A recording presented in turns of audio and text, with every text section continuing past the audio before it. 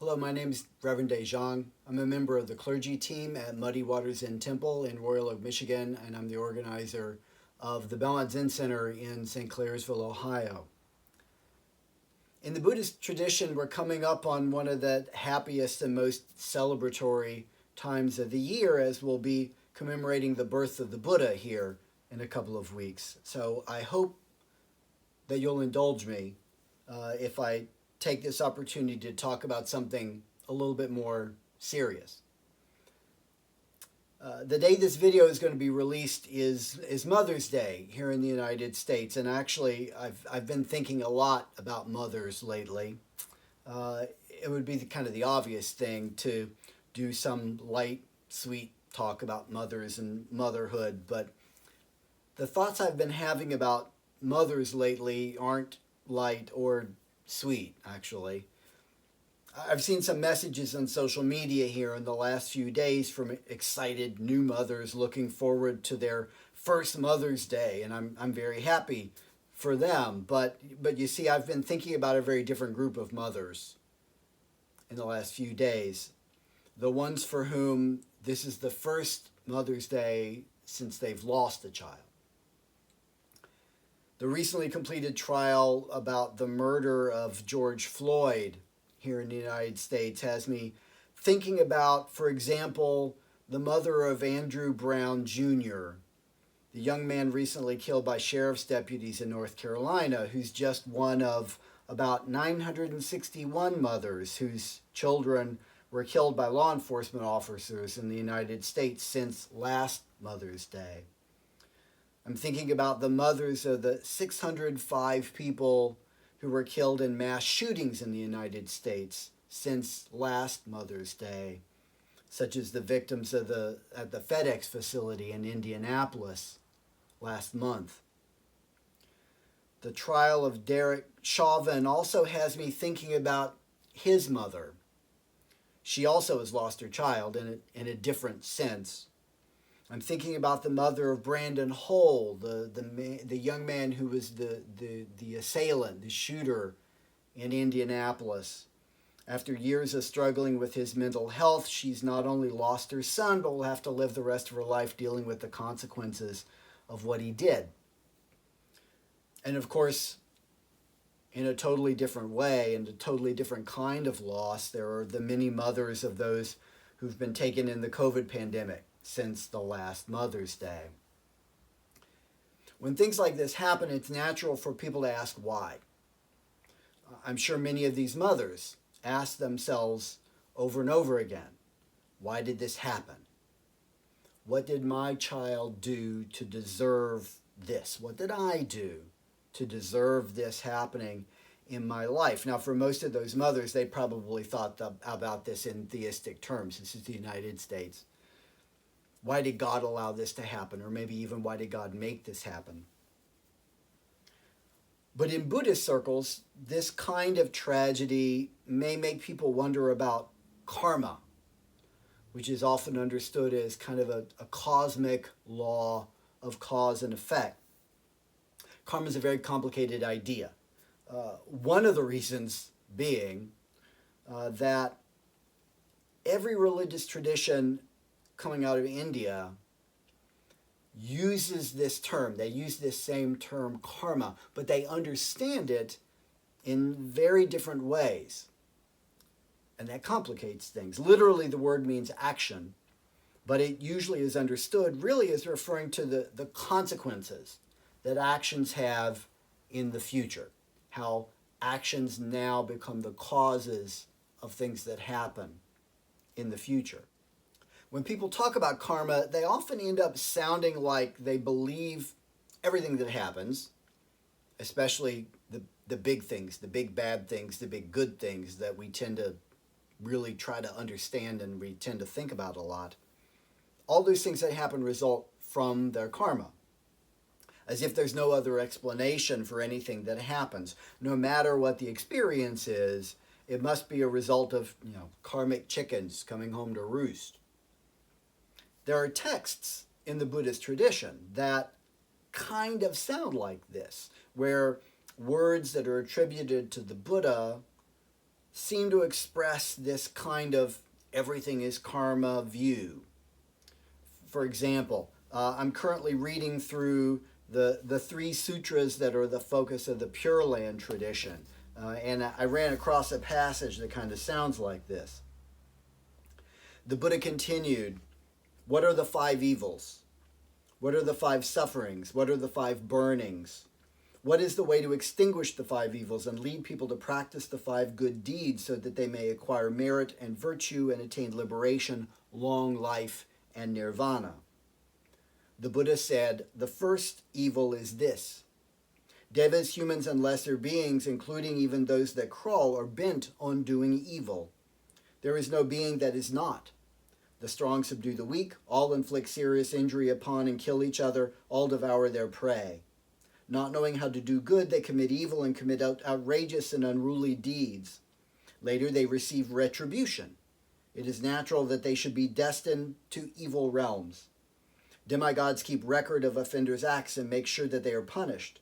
That is why some are poor and destitute, corrupt, beggarly, lonely, deaf, dumb, blind, stupid, wicked, physically handicapped, deranged, or subnormal. But others are honorable, noble, wealthy, intelligent, or clever. This is the result of good and meritorious acts of benevolence and the performance of their duties to their parents in former lives. In this world, prisons are set up by the law, and those who are unafraid of them and commit offenses are sent there for punishment. However desperately they may wish to escape, it is impossible to do so. Such is retribution in this world, but in lives to come, punishment is longer and more severe for such evildoers. The suffering of transmigration through dark and dismal realms is comparable to the severest and most painful punishment ever enforced by law. The reality is that this everything is karma notion is actually more consistent with a Hindu interpretation of the word karma, or definitely a Jain, the religious tradition of Jainism. All of these are religious traditions that come out of India. The Buddha didn't teach that everything is karma. He taught a more complex and subtle interpretation of why things happen. The Buddha taught that there are 5 categories of causes that make things happen in the world, which he called the niyamas. Niyama means a natural law, sort of a basic principle by which the universe operates. At the foundational level, we have utaniyama, the natural law of non-living matter. These are the kinds of principles that modern sciences like physics and chemistry are trying to understand. So we're talking about really basic things like gravity, how chemicals bond together, the geological operations of the planet, all of those sorts of things. Next is bija niyama, the natural law of living matter, the kind of things that biologists try to understand, how cells work, plants and animals, evolution, inherited traits, all those sorts of things. Then we get to kama niyama, or karma niyama, the natural law of moral cause and effect. Obviously, this applies to the actions of living beings, especially people. Our actions plant seeds, and what sprouts from those seeds depends on the moral nature of the action, or more importantly, the intent motivating the action. Compassionate, helpful, pro-social intentions lead to skillful actions that plant positive seeds. Selfish, aggressive, destructive intentions lead to unskillful actions that plant negative seeds. Dhamma niyama, or dharma niyama, is the natural spiritual law by which the universe operates. All the basic teachings of the Buddha would fall under this heading. The Four Noble Truths, the 12 links in the chain of dependent origination, the 3 marks of existence, suffering, impermanence, non-self, the fundamental emptiness or boundlessness of existence. All of those would be aspects of Dharma.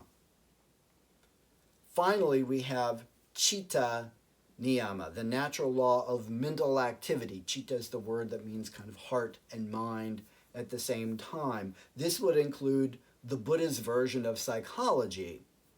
But I think you could also say that since the mental activity of individuals comes together to create societies and their cultures, the things that are studied by basically all the other social sciences that we have today in the modern world would also be part of this, chitta niyama. So the Buddha didn't teach that everything is karma, quite the opposite, in fact. There are many factors that shape our life outcomes, and karma is only one of them. If this is true, then assuming that if something undesirable happens to a person, its cause must be karma from unskillful past actions, well, that's just bad reasoning. That might be true, but it isn't necessarily true. There's even a fancy term that they use in philosophy for that kind of mistaken thinking. In the field of logic, they call this affirming the consequent, or the converse error. For example, if it's raining, then the streets are wet. The streets are wet, therefore it's raining. Now that only makes sense if rain is the only thing that can make the streets wet. But maybe there's a water line break, or the fire department's flushing the hydrants, or the neighborhood kids were playing with water balloons. In a similar way, if the action is unskillful, then a bad outcome will follow. A bad outcome happened, therefore the action was unskillful.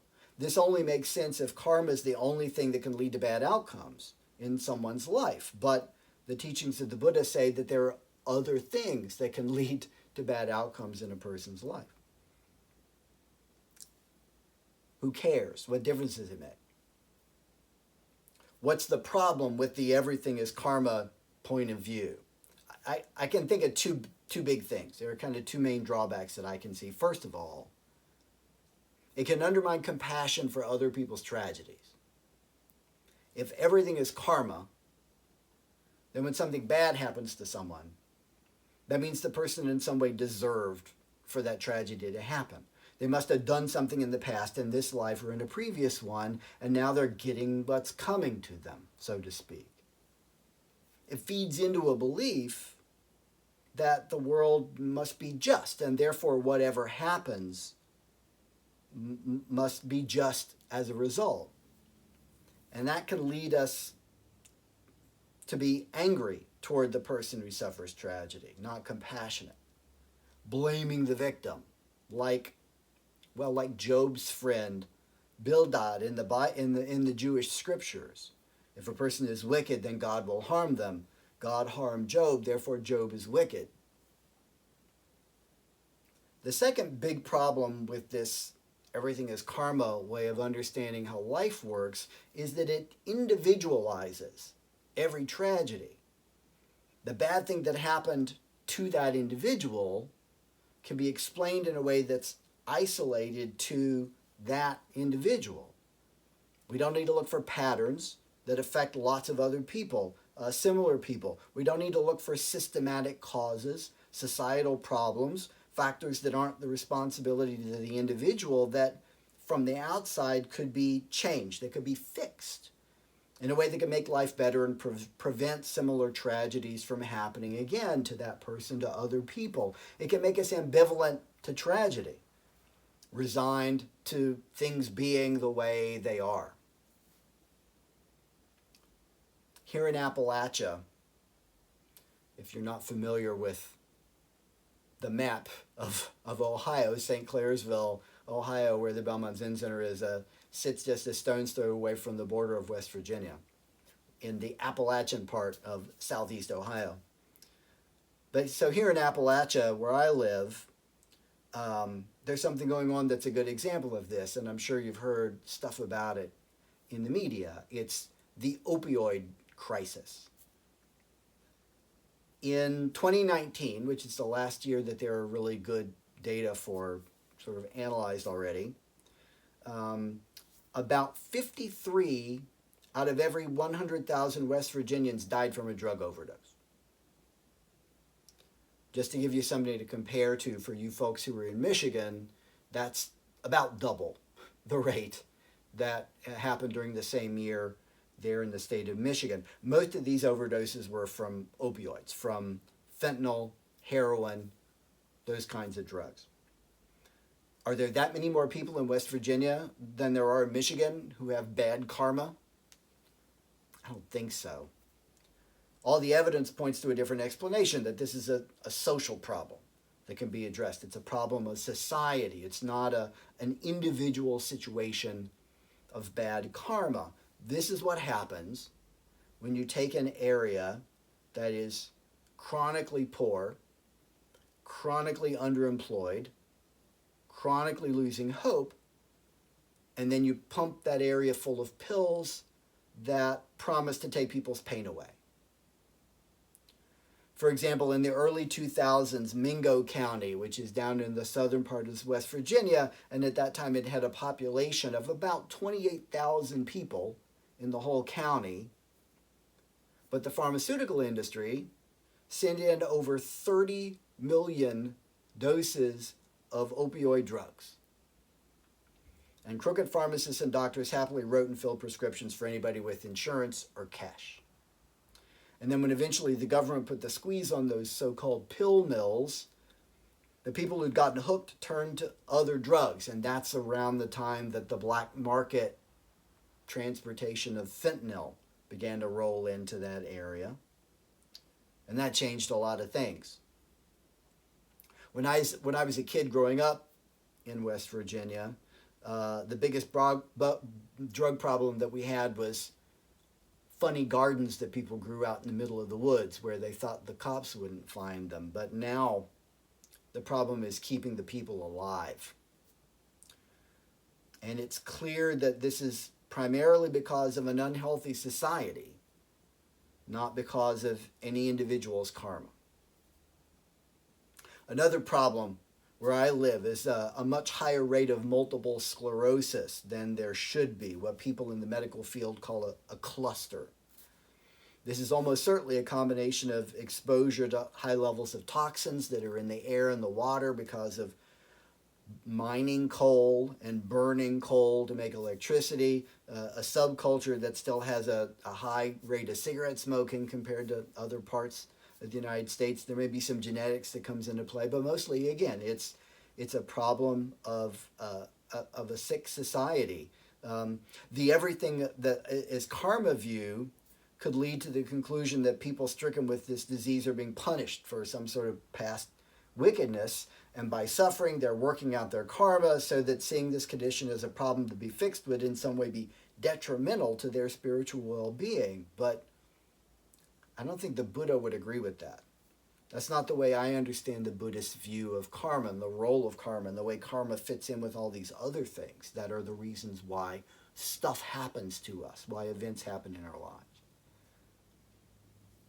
As I think about what the Bodhisattva vows mean, if we care about the welfare of all beings, that has to include acting on their behalf in the world to change things for the better, and especially to change human societies in ways that reduce harm and unnecessary suffering from things like poverty and hopelessness and systematic bias. If we want to help people work on their spiritual liberation, we need to try to create a world around them where their lives are not filled with unnecessary and avoidable tragedy. As former Attorney General Eric Holder said, referring to a common quote from Dr. King, the arc of the universe only bends toward justice because people pull it towards justice. It doesn't happen on its own.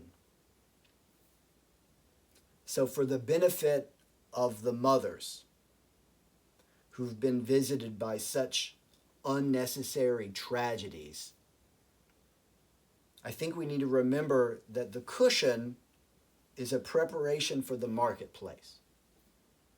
We should engage in spiritual practices to free ourselves from the illusion that there is a self to affirm or promote for the benefit of all beings, not just ourselves. For the sake of compassion, we shouldn't worry about other people's karma. Of the 5 domains of cause and effect, it's Chitta Niyama within which we can have the most beneficial effects by working on our own mental activities and the collective mental activities of our society. This is how we can bend the arc of the universe, or in Buddhist terms, we can make this world a pure land where mothers and fathers and children and all beings can pursue spiritual liberation. Sangbola Shipshio. May you and all beings manifest enlightenment.